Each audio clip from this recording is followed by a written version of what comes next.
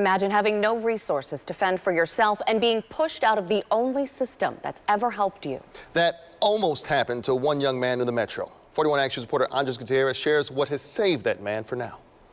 There is a federal law that prohibits children in foster care from aging out during the pandemic, but the state of Missouri isn't following it, which almost put a young man who can't take care of himself out on the streets. He can answer yes and no questions, but those are the only two words he can speak. Otherwise, he's nonverbal. Lori Ross advocates for kids in foster care, including a young man named Leo who has severe autism. Though he just turned 21 on Sunday, he functions as a child in grade school.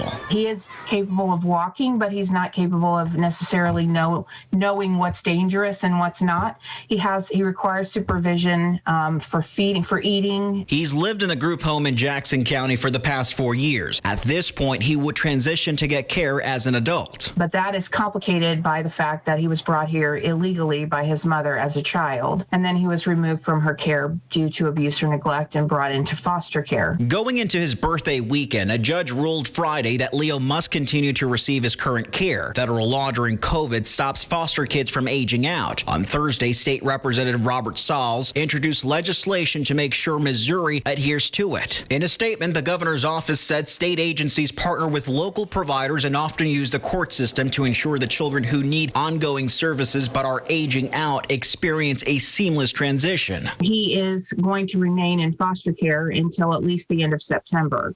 What remains to be seen is what are the things that are going to cause that situation not to become a crisis again at the end of September. The ACLU has also filed an injunction to protect Leo's rights and care in the future. Leo has been granted a special immigration status, but only after Congressman Cleaver intervened on his behalf. This helps the state pay for the services that Leo requires.